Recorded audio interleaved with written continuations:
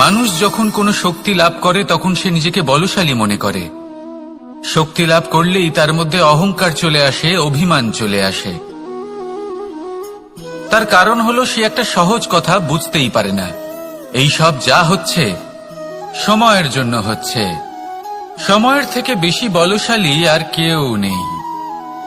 এই সময়ের জন্যই রাবণ ভক্তি দ্বারা কৈলাস পর্বত তুলে নিয়েছিলেন। আবার সেই সময়ের জন্যই, সেই কারণেই রাবণকে বধ হতে হলো। তার সাথে সাথে রাক্ষস কুলও ধ্বংস হয়েছিল এবং লঙ্কাও ভস্ম হয়ে গেছিল। দেখতে গেলে জন্ম থেকে মৃত্যু পর্যন্ত এই যে সময়, সেটাই হলো জীবন। কিন্তু তার মধ্যেও যা সময় আসে কোনো কারণেই আসে। সেই সময় আমরা যাপন করে কিছু শিখতে পারি। তাই আজ যে সময় আপনার হাতের কাছে আছে তাকে মুষ্টিবদ্ধ করে রাখুন, তাকে সামলে রাখুন, তাকে সংযত করে রাখুন, অনুভব করুন, তার থেকে কিছু শিখুন, তাকে কোনোভাবেই ব্যর্থ হতে দেবেন না।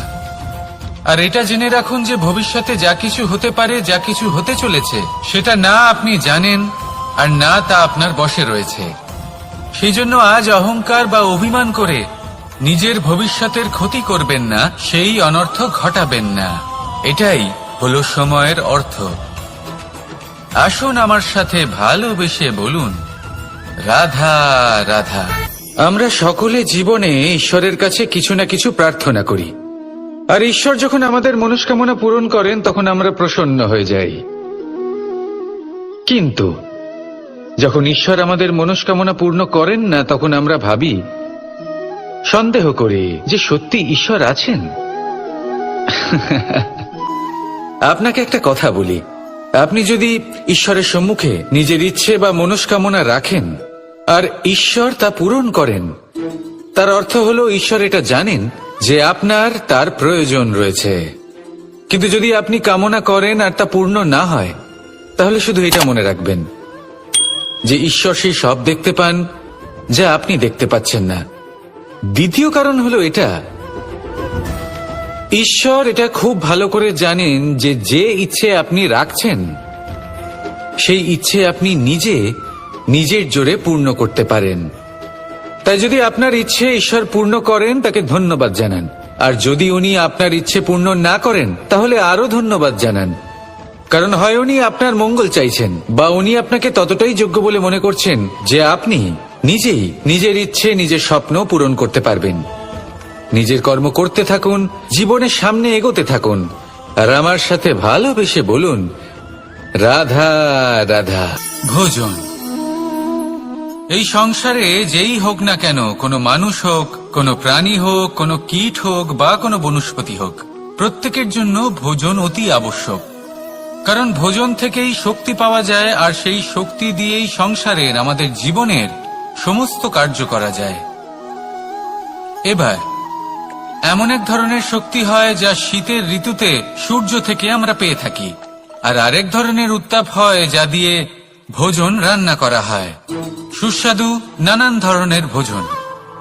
এবার অত্যন্ত গুরুত্বপূর্ণ হলো যে ব্যক্তি সেই ভোজন বানাচ্ছেন তার মানসিক পরিস্থিতি, এবং সেই ব্যক্তি যিনি ভোজন গ্রহণ করছেন তার মানসিক অবস্থা।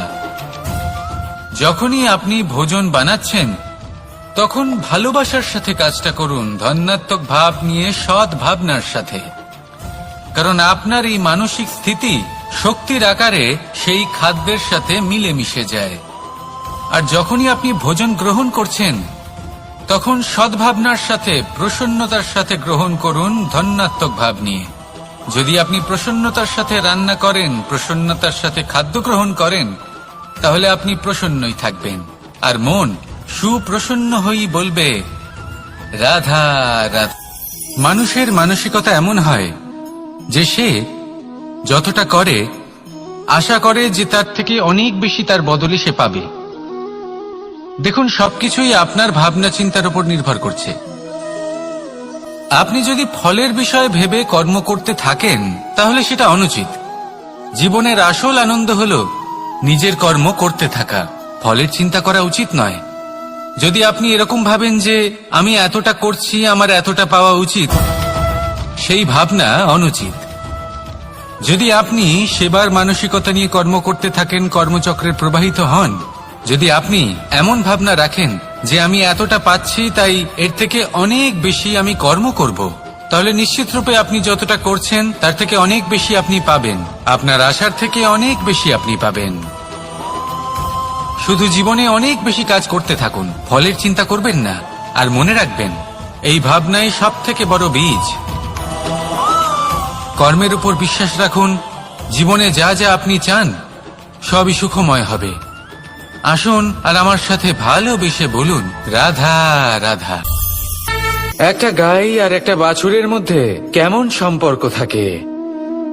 একটা গাই নিজের বাছুরকে ডাকে, আর সেই বাছুর হাজার হাজার গাইয়ের মধ্যে থেকেও নিজের মাকে চিনতে পেরে যায় আর নিজের মায়ের সাথে এসে জড়িয়ে পড়ে। আর কিছুটা ঠিক এরকমই সম্পর্ক হলো আপনার কর্ম এবং আপনার কর্মফলের মধ্যে। আপনি যেমন কর্ম করবেন, আপনার কর্ম আপনার কর্মফলকে ডাক দেবে, আর আপনার কর্মফল কোথাও না কোথাও থেকে আপনাকে খুঁজতে খুঁজতে এসে আপনার সাথে জড়িয়ে পড়বে। তাই উচিত এটাই হবে যে আপনি সৎকর্ম করুন, কারণ ঈশ্বর যদি আপনাকে আপনার ভুলের জন্য ক্ষমা করেও দেন, আপনার কর্ম কিন্তু করবে না। তাই যদি আপনি দুষ্কর্ম করতে চলেছেন, তাহলে আপনি প্রস্তুত থাকুন। আর যদি আপনি শুভ কর্ম করতে চলেছেন, তাহলেও আপনি প্রস্তুত থাকুন। আপনার কর্ম যেমন হবে তেমন ফল আপনার কাছে নিজে থেকেই চলে আসবে।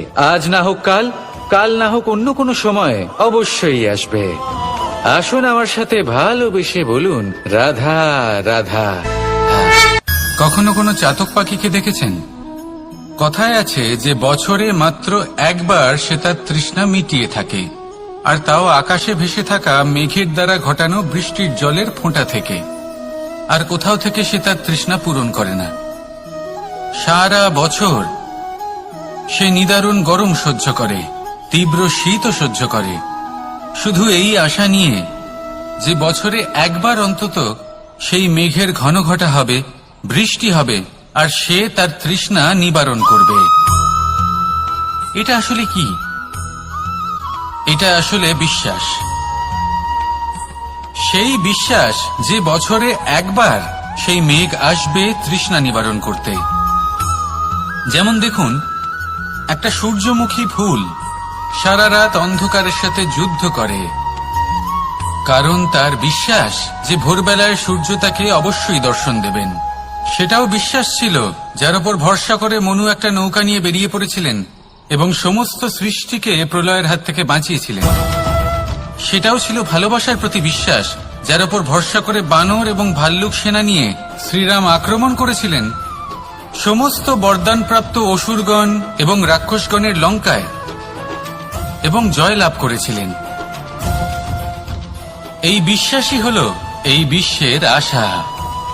বিশ্বাস রাখুন যে আপনি হলেন সর্বশ্রেষ্ঠ এবং শুধুই নিজের কর্ম করতে থাকুন। এই বিশ্বাসের আশাই আপনাকে প্রতি মুহূর্তে বল প্রদান করবে। এ হলো আমার বিশ্বাস। আসুন আর আমার সাথে ভালোবেসে বলুন, রাধা রাধা। পরিকল্পনা অত্যন্ত গুরুত্বপূর্ণ, এটা আমাদের জীবনে অত্যন্ত আবশ্যক, এটা আমাদের জীবনে। কিন্তু এই পরিকল্পনা ঠিক কতটা হওয়া উচিত, অর্থাৎ এই পরিকল্পনার সম্পর্কে কতটা চিন্তা করা উচিত, কতটা ভবিষ্যতের বিষয়ে চিন্তা করা উচিত। এবার দূরদর্শিতা অত্যন্ত বিশিষ্ট গুণ মানব জীবনে, কিন্তু দূরদর্শিতায় এতটাও মগ্ন হওয়া উচিত নয় যে কাছের জিনিসগুলোই নজরে না পড়ে। আজকের কথা বাদ দিয়ে শুধুই ভবিষ্যৎ নিয়ে চিন্তা করা অনুচিত। এবার দেখুন, পরিকল্পনা করুন কিন্তু তার থেকে বেশি উপভোগ করুন। এই মুহূর্ত সম্পর্কে অবগত নয়, কিন্তু ভবিষ্যতের কথা আমরা চিন্তা করতে থাকি। আমি এটা অনুভব করতে চাই, ওইটা অনুভব করতে চাই, ওই আনন্দ প্রাপ্ত করতে চাই। এটা অনুচিত।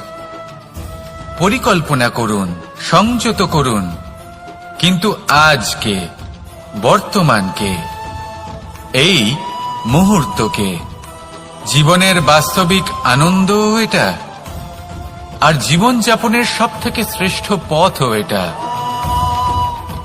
আসুন আমার সাথে ভালোবেসে বলুন, রাধা রাধা। আমরা সকলেই কামনা করি আমরা সবাই সেটা প্রাপ্ত করতে চাই যা আজ পর্যন্ত কেউ প্রাপ্ত করেনি, সেটা পেতে চাই যা আজ পর্যন্ত কেউ পেতে পারেনি, সেটাই কাছে রাখতে চাই যা আজ পর্যন্ত কখনো আমরা পাইনি।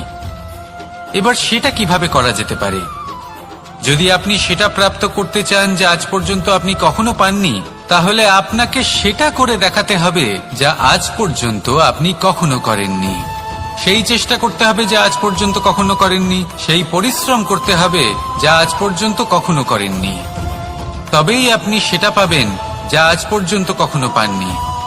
কারণ যেমন বীজ বপন করবেন তেমনই অঙ্কুর আপনি লাভ করবেন। আসুন আর আমার সাথে ভালোবেসে বলুন, রাধা রাধা। মানুষ কতটা বিচিত্র হতে পারে। সব সময় স্বপ্ন দেখতে থাকে যে কাল আমি এটা করব, কাল আমি ওটা শুরু করব, কাল আমি ওটা সম্পন্ন করব। এই যে কাল শব্দটা, এই কাল অত্যন্ত বিচিত্র এক শব্দ। আমরা সবসময় এটাকে আসতে দেখতে পাই, কিন্তু এটা আসাতে বর্তমানে পরিণত হয়। আবার আজ নতুন কাল দেখতে পাই, তার জন্য অপেক্ষা করি যখন সেটা সামনে আসে, বর্তমানে পরিণত হয়। এই কাল সবসময় একটা মিথ্যে সান্ত্বনা দেয় যে সে আসছে, কিন্তু সে কখনোই আসে না। যেটা আপনার হাতে রয়েছে তা হলো আজ, বর্তমান। তাই যা করার আছে, যা সম্পন্ন করতে চান, যা শুরু করতে চান, আজ করুন, বর্তমানে করুন। কারণ আজ আপনি যা করবেন সেটাই আপনার ভবিষ্যৎ নির্ধারিত করবে। ভবিষ্যতের বিষয় ভাবতে থাকলে ভবিষ্যৎ সুন্দর হবে না। আজ কর্ম করতে হবে। তাই আজ বর্তমানে জীবনযাপন করুন, কর্ম করুন, আর আমার সাথে ভালোবেসে বলুন, রাধা রাধা। আম এবং নিম, এই দুই যে যার স্থানে অত্যন্ত বিশেষ, অত্যন্ত শ্রেষ্ঠ।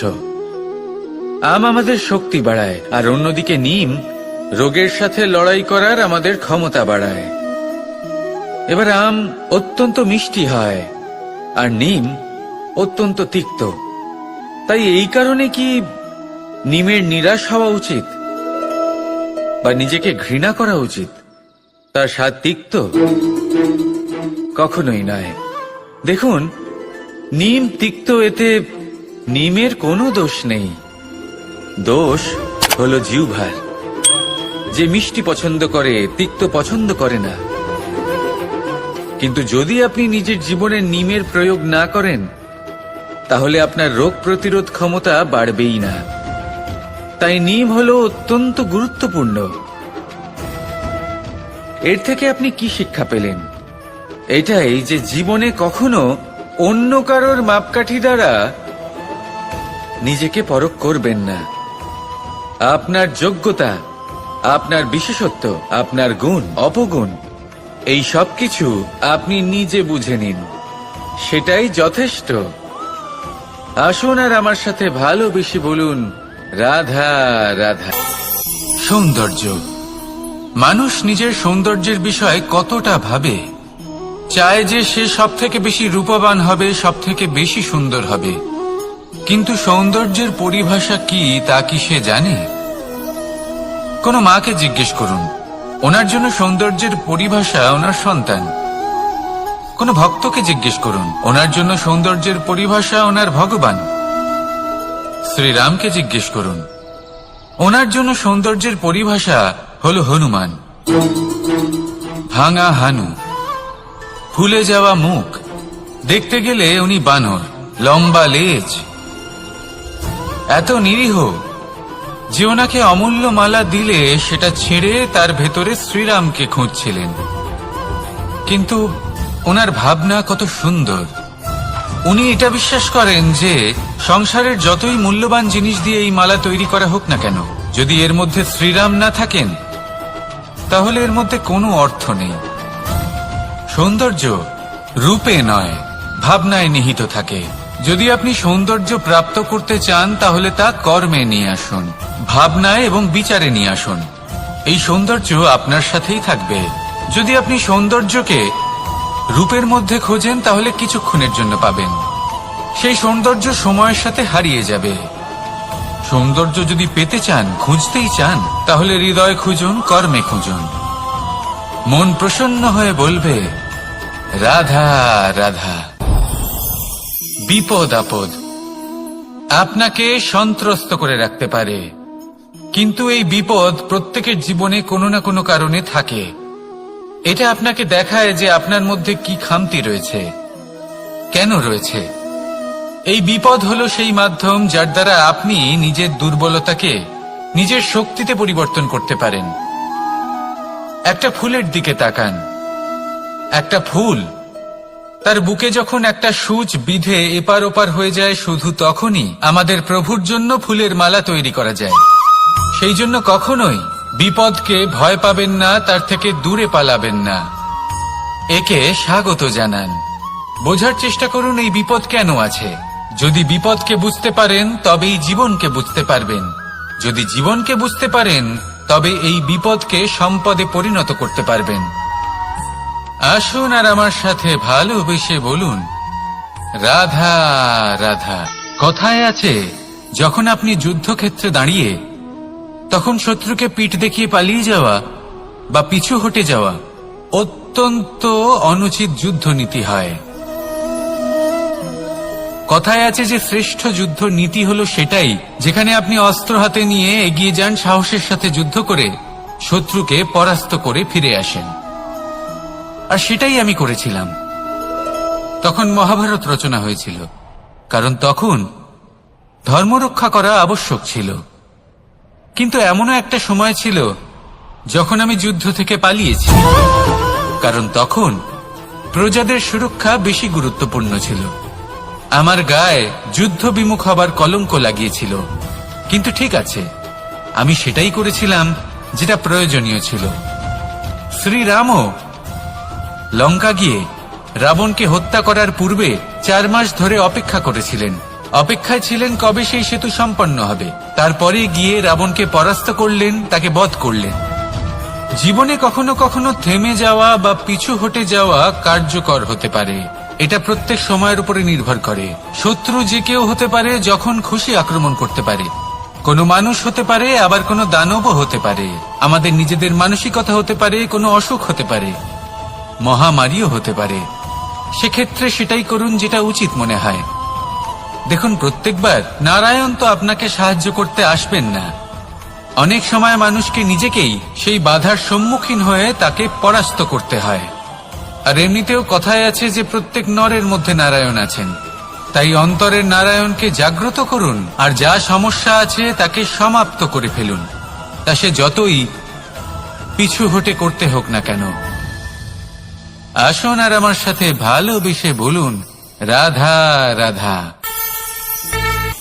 অনেক সময় এমন হয় যখন মানুষ আমাদের সত্যকে অস্বীকার করতে থাকেন আর মানুষের মিথ্যে কথাগুলিকে গ্রহণ করেন, তাও আবার অত্যন্ত সহজে। তখন আমাদের খুব দুঃখ হয়, বড়ই ক্রোধ হয় মানুষের এই মানসিকতা নিয়ে। কিন্তু এটা জানা অত্যন্ত গুরুত্বপূর্ণ যে এমন কেন হয়। কারণটা কি আপনারই কি কোনো দোষ রয়েছে? কখনোই নয়। কারণ হলো এটা যে এই যে সত্য, এই সত্যের মূল্য অত্যন্ত অধিক। এতটাই অধিক যে অনেক সময় অনেক ধনী ব্যক্তিও এর মূল্য মেটাতে পারেন না। সেখানেই যদি মিথ্যের কথা বলি, তাহলে এর মূল্য অত্যন্ত কম। অত্যন্ত সহজে এই মিথ্যে সবার মধ্যে বিক্রি হয়। সত্যি বলতে এটা ভাবা আপনার কর্ম নয় যে লোকে কেন আপনাকে বুঝতেই পারেন না, আপনার সত্য কেন বুঝতে পারেন না। আপনার কর্ম হলো আপনার সত্যের সাথে দাঁড়িয়ে থাকা, সেই সত্যের সাথে চলতে থাকা। কারণ সত্য তার কাছেই আসবে যে সত্যকে খুঁজে নিতে চায়। নয়তো বেশিরভাগ মানুষ মিথ্যেকে নিয়েই প্রসন্ন রয়েছেন। আপনি সত্যের সাথে কর্মের পথে অগ্রসর হতে থাকুন। সত্য বেশি দিন লুকোনো থাকে না। সংসারের সম্মুখে এটা অবশ্যই একদিন আসবে, কিন্তু তখনও সেটা মানুষের ওপর সে বিশ্বাস করবে কি করবে না। আপনি কর্ম করতে থাকুন আর আমার সাথে ভালোবেসে বলুন, রাধা রাধা। ব্যায়াম, এই শব্দ আমরা সকলে শুনেছি, আর এটা সারা জীবন আমাদের সাথেই থাকে কোনো না কোনো রূপে। যখন আমরা জন্মগ্রহণ করি, চলতে শিখি, প্রথমে আমরা হামাগুড়ি দিয়ে চলি, পরে চলতে চেষ্টা করি কিন্তু পড়ে যাই। তখন আমাদের বাড়ির গুরুজনেরা আমাদের আটকান না। ওনারা মনে করেন এইভাবেই আমাদের সন্তান চলতে শিখবে, এইভাবেই তার পা আরো মজবুত হবে, যা অত্যন্ত গুরুত্বপূর্ণ। এইবার জীবনকালে যতই আমরা এগোতে থাকি, এই ব্যায়াম বিভিন্ন রূপে আমাদের সাথেই থাকে।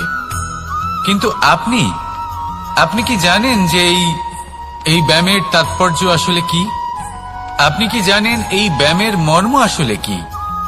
যখনই আমরা এই ব্যায়াম করি, আমাদের শরীরের মাংসপেশি ক্ষয় হয়। প্রথমে তা ক্ষয় হয়, তারপর আবার তা নির্মিত হয়। আরো শ্রেষ্ঠ, আরো শক্তিশালী মাংসপেশি আমরা লাভ করি। অর্থাৎ এই ব্যায়াম হলো সৃজনের বিজ্ঞান। এই ব্যায়াম আমাদের জন্য অত্যন্ত আবশ্যক। সেই জন্য জীবনে যখনই কোনো কিছু নষ্ট হয়ে যায়, চলে যায়, তখন হতাশ হয়ে পড়বেন না, তাকে পুনর্নির্মাণ করার চেষ্টা করবেন। আর এই শিক্ষা আমরা লাভ করি পাখিদের থেকে। যখনই বর্ষা হয়, ঝড় আসে, যখন পাখির বাসা ভেঙে চুরমার হয়ে যায়, তারা হার মেনে নেয় না। সে আবার অল্প অল্প করে সব খুঁজে একত্রিত করে আবার নিজের বাসা বানিয়ে তোলে, পুনরায় এক জীবনকে জন্ম দেয়, এক নতুন পরিবারকে জন্ম দেয়। তাই মনে রাখবেন, জীবনে এইভাবেই যদি আপনি নির্মাণ করতে চান, সৃজন করতে চান, তাহলে সেই নির্মাণের জন্য ভাঙনের অভিজ্ঞতা থাকা অত্যন্ত আবশ্যক। ভগ্ন বস্তুকেও সম্মান করা অত্যন্ত আবশ্যক। এই আচরণ মনে নিয়ে আসুন, মন প্রসন্ন হয়ে বলবে রাধা রাধা। কখনো কখনো মনে এই ভাবনা আসতেই পারে যে ঈশ্বর আজ পর্যন্ত এত রূপে অবতীর্ণ হয়েছেন, এতবার এই পৃথিবীতে এসেছেন, তারপরেও এই সংসারে কোথাও না কোথাও এই পাপ বসবাস করে। এটার কারণ কি? এটার কারণ আমরা স্বয়ংই। যখন কোনো ব্যক্তি এই পৃথিবীর পথপ্রদর্শন করে, এই সংসারকে উচিত দিশা দেখায়, এই সংসারের মঙ্গল করে, আমরা সেই ব্যক্তিকে মানুষ থেকে ঈশ্বর বানিয়ে ফেলি। সেই ব্যক্তির পতন স্বয়ং আমাদের হাতেই হয়ে যায়। কারণ সেই ব্যক্তি তার শ্বাস প্রশ্বাসের জন্য হয় না, সেই ব্যক্তি হলো সেই ভাবনা যা সে এই সংসারকে প্রদান করেছে। আমরা সেই ব্যক্তির ভাবনাটারই অন্ত করে দিই। এটা উচিত নয়। আমরা ওনাকে প্রভু মেনে নিই। প্রভু মানার পর আমরা ওনার কাছে প্রার্থনা করি, হে প্রভু, আমাদের সাহায্য করুন। যদি উনি প্রভুও হন, তাও উনি পৃথিবীতে এসেছেন মনুষ্য রূপে। যা কর্ম করেছেন, যা শক্তি প্রাপ্ত করেছেন, এই দেহ থেকেই প্রাপ্ত করেছেন। আপনাদের এটা বোঝানোর জন্য যে এই কাজ আপনিও করতে পারেন। যারা সৎ আত্মা থাকেন, তাদের জন্য সর্বশ্রেষ্ঠ শ্রদ্ধাঞ্জলি হলো এটাই যে আপনি তাদের পদচিহ্ন অনুসরণ করে চলুন। না ওনাদের স্মরণে থাকুন, না পুষ্পের মালা ওনাদের চরণে রাখুন, বরং তাদের ভাবনাকে অনুসরণ করে সেই ভাবনা নিয়ে এগিয়ে চলুন। এটা না শুধু আপনার জন্য, বরং সমগ্র সংসারের জন্য লাভদায়ক। তাহলে এটাই করুন, আর আমার সাথে ভালোবেসে বলুন রাধা রাধা। মানুষ সত্যের সাথে অবগত হবার জন্য ব্যাকুল হয়ে থাকে, চিরকাল চেষ্টা করতে থাকে।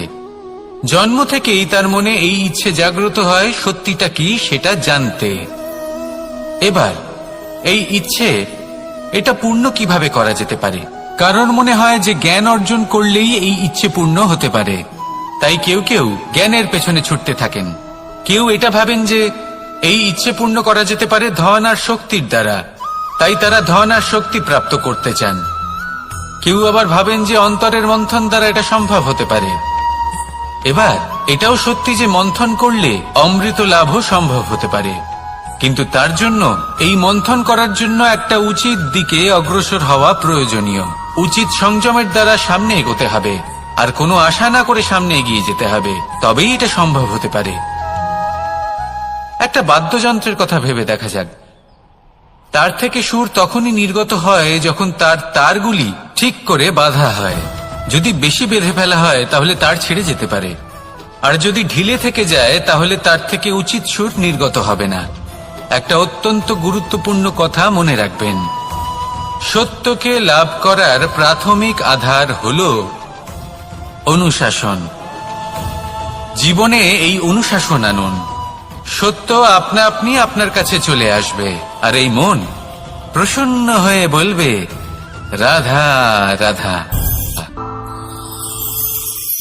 মানুষ ছোট হোক বা বড়, রাজা হোক বা দরিদ্র, সমস্ত মানুষের মধ্যে একটা সামঞ্জস্য থাকে। সমস্ত মানুষের কাছে তার প্রশংসা অত্যন্ত গুরুত্বপূর্ণ। সে খুবই প্রসন্ন হয় যদি আপনি তার প্রশংসা করেন, কিন্তু আপনি যদি তাকে এটা বলেন যে এটা তোমার ভুল ছিল, তোমার কিছু খামতি ছিল, তখন সেটা সে মানতে রাজিই থাকে না। সব মানুষ এটা শুনতে পছন্দ করে যে সে যেটা করেছে সেটাই সর্বোত্তম। এবার আমি আপনাকে একটা কথা বলি, এ হলো নিন্দা, এ হলো প্রশংসা, আর এই হলো সত্য, যা সবার থেকে উচ্চস্থানীয়। সেই জন্য মানুষ আয়না দেখে। আয়না তাকে তার সৌন্দর্য দেখায় না, তাকে দেখায় যা সত্য, যাতে মানুষ আরো সুন্দর হওয়ার চেষ্টা করতে থাকে। তাই আয়না অত্যন্ত গুরুত্বপূর্ণ সত্যকে জানার জন্য। জীবনে নিন্দুকের মাহাত্ম্য প্রশংসকের মাহাত্ম্যের থেকে অনেক বেশি। কেন? কারণ তারা আপনাকে আপনার খামতি দেখায়, আপনার ভুলগুলো বুঝিয়ে দেয়, আপনাকে একটা সুযোগ দেয় নিজেকে শুধরে নিতে, নিজেকে আরো শ্রেষ্ঠ করে তুলতে, যা প্রশংসক করতে পারে না। তাই জীবনে যদি কখনো নিন্দা করা হয়, তাকে ভালোবেসে গ্রহণ করুন, ধন্যাত্মক রূপে গ্রহণ করুন। যদি নিজেকে কোনো শিক্ষা দেওয়া সম্ভব হয় তাহলে অবশ্যই দিন। দেখবেন মন প্রসন্ন হয়ে বলবে রাধা রাধা। ফলটা দেখছেন আপনি? এটা সেই ফল যেটা গাছের সবচেয়ে উঁচু ডালে পাওয়া যায়, কিন্তু যখন এটা খসে পড়ে তখন এটা আকাশের দিকে যায় না যা ওপরে আছে, সে যায় সেই ভূমির দিকে যে নিচ থেকে তার দিকে তাকিয়ে থাকে। কেন? কারণ এই ফলের নিজের উচ্চতার ধারণা মাটির থেকে নিজের দূরত্ব দেখে হয়। এই ব্যাপারটাই আমাদের মানুষের জন্যও খাটে। যদি আপনি সম্পন্ন হন তাহলে তাদের সাহায্য অবশ্যই করবেন যাদের সামর্থ্য আপনার থেকে কম, যাদের সাহায্যের অত্যন্ত প্রয়োজন। আপনার সামর্থ্য বেশি কারণ তাদের আপনার থেকে সামর্থ্য কম। দেখুন, জীবনে আনন্দ শুধু বড় হওয়ায় নয়, বরং তাদের সাহায্য করেও আছে যারা কোনো কারণবশত আপনার থেকে নিচে রয়ে গেছেন। আর যখন একটা ফল এই কথাটা বুঝতে পারে তখন আপনি নয় কেন? রাধা রাধা। সময় বড়ই বিচিত্র অনুভব দেয়।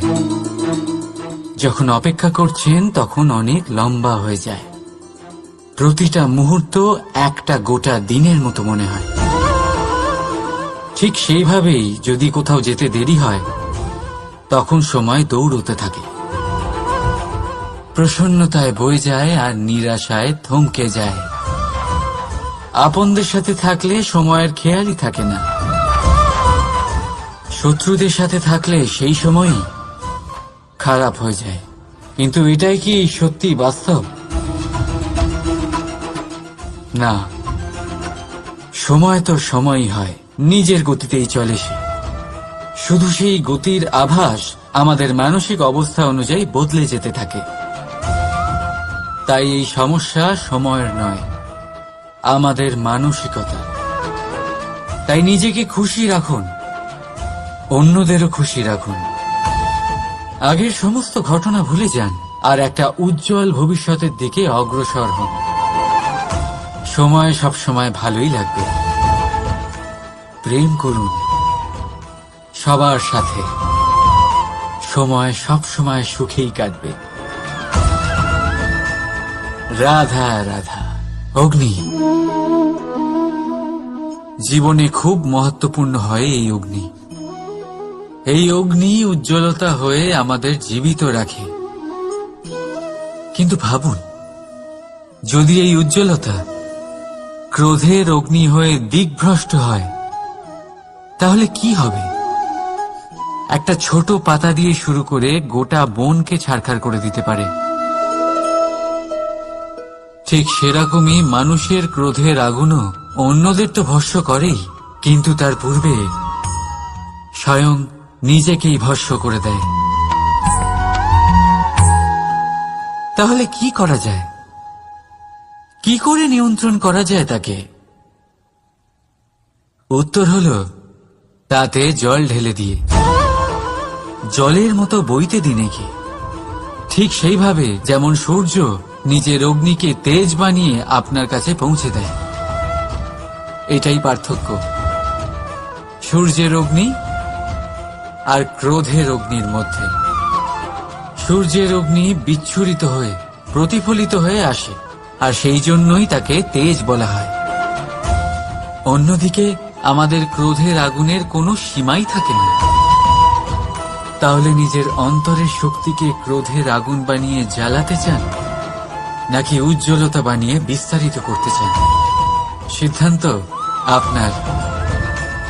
রাধা রাধা। এই সংসার অনেকটাই বড়, আর আমরা তার কাছে অত্যন্ত নগণ্য। এই সংসারে এমন অনেক মানুষ পাওয়া যায় যারা বোঝান যে এই সংসারটা কতটা বড়, কতটা অদ্ভুত, কতটা সুন্দর। আর এই সংসার রচনা করে পরমেশ্বর কত মহান এক কাজ করেছেন। কিন্তু আপনি এই জীবনে মাত্র কয়েকজন মানুষকেই পাবেন যারা আপনাকে এটা বলবেন যে এই সংসারে আপনি কতটা গুরুত্বপূর্ণ, আপনি কতটা অদ্ভুত। যদি আপনি তাদের সাথে থাকেন তাহলে তারা নতুন কিছু সৃষ্টি করতে পারেন, এই সংসারকে আরো কতটা পবিত্র করতে পারেন। তাই এই সংসারকে গুরুত্ব না দিয়ে সেই মুষ্টিমেয় কিছু মানুষকে গুরুত্ব দিন, কারণ তারাই হলো আপনার আপনজন, আর তারাই আপনাকে সঠিক পথে চালিত করবে। মানুষকে তো বর্ষার স্রোতও বই নিয়ে যেতে পারে, তাকে সাগরও ডুবিয়ে দিতে পারে, কিন্তু গঙ্গা জল সবচেয়ে বেশি শুদ্ধ, কারণ তার কয়েক ফোঁটা মানুষকে মুক্ত করে দেয়। রাধা রাধা। এ হলো একটা পাতলা সুতো। ভাবছি যদি এটা দিয়ে আমি পোশাক বানাই তাহলে নিজের জন্য কত সুন্দর একটা পোশাক বানাতে পারবো। কিন্তু যদি এটা আমি... চিন্তা করবেন না,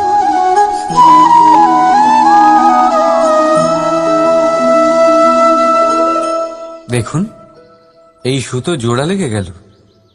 শুধু পার্থক্য হচ্ছে এটাই যে আগের মতো এটা আর সরল নেই, আর এটার দৈর্ঘ্য আগের থেকে কিছুটা কমে গেছে। এই সংসারে প্রেমের সাথেও ঠিক এটাই হতে পারে। প্রেমের এই সুতো যা দুই মানুষকে একসাথে বেঁধে রাখে, অহংকার আর স্বার্থের আঘাত সে সহ্য করতে পারে না, ছিঁড়ে যায়।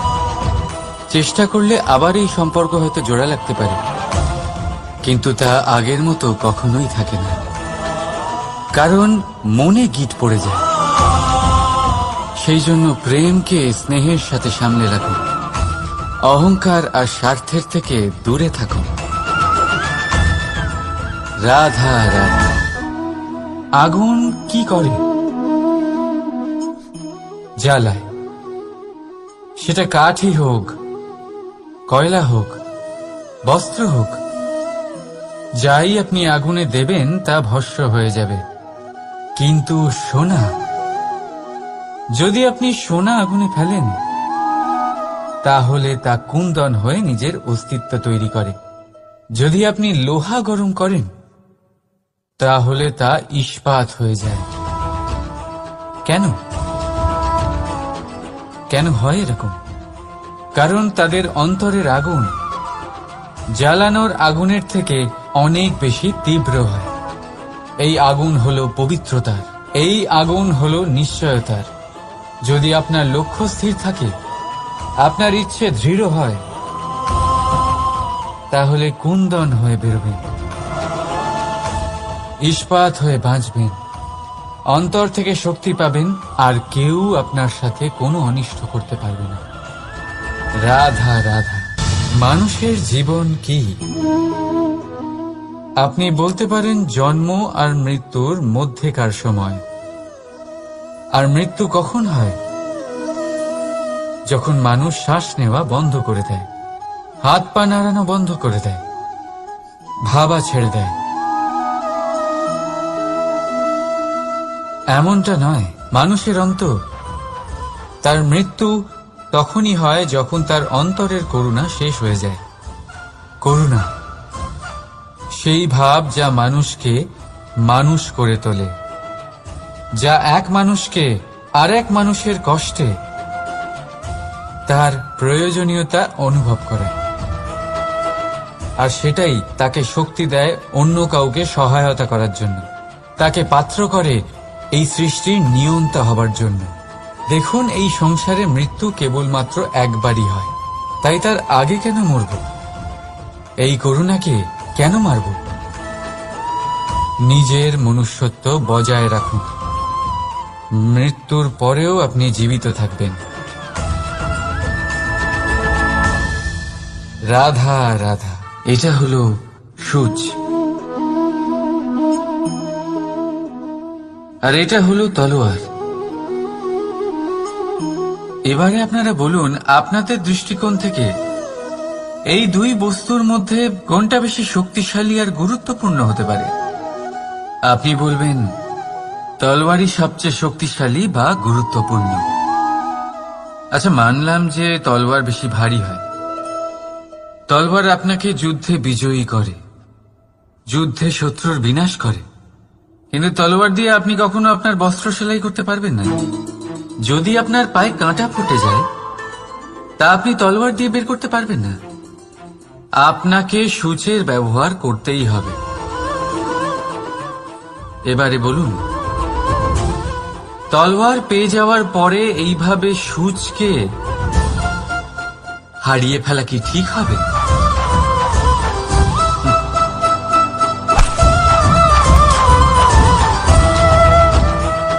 ঠিক সেইভাবেই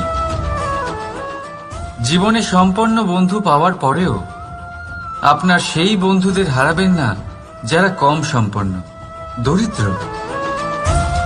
কারণ তারা আপনার সাথে তখন ছিলেন যখন আপনি কিছুই ছিলেন না, আর জীবনে দরকার পড়লে তারাই আপনার কাজে আসবে, সম্পন্ন বন্ধু নয়। তাই যাকে ভালোবেসেছেন তার সাথে বন্ধুত্ব পালন করুন। চিত্ত আনন্দে জেগে উঠবে। রাধা রাধা। মানুষ,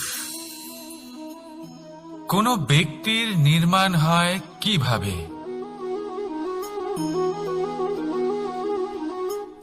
কেউ বলবেন পঞ্চতত্ত্বের দ্বারা, কেউ বলবেন আত্মা, দেহ ও চেতনার দ্বারা, কেউ বলবেন ঈশ্বরের কৃপার দ্বারা, তো কেউ বলবেন এই প্রকৃতির পরীক্ষার দ্বারা। না, মানুষের নির্মাণ হয়ে থাকে বিশ্বাস দ্বারা। ব্যক্তি তখনই গড়ে ওঠেন যখন ব্যক্তিত্ব থাকে, ঠিক কিনা? আর ব্যক্তিত্ব তখনই হবে, আর সেরকমই হবে যেরকম বিশ্বাস আপনি নিজের উপরে রাখবেন। যদি আপনি মনে করেন আপনি বিষের ন্যায় হবেন, তাহলে আপনি বিষাক্তই হবেন। যদি আপনি এটা মনে করেন যে আপনি অমৃতের ন্যায় হবেন, তাহলে আপনি অমরই হয়ে যাবেন। যদি আপনি নিজের উপরে বিশ্বাস রাখেন যে আপনি সংসারের সব থেকে উঁচু পর্বতের শিখরে পৌঁছতে পারবেন, তাহলে আপনি অবশ্যই পৌঁছবেন। যদি আপনার এরকম মনে হয় যে আপনি এরকম কখনো করতে পারবেন না, তাহলে এরকম কখনোই হবে না। ভেবে দেখবেন, বিশ্বাসের মধ্যেই বিশ্ব বাস করে থাকে, তো আপনার অস্তিত্ব কেন করবে না?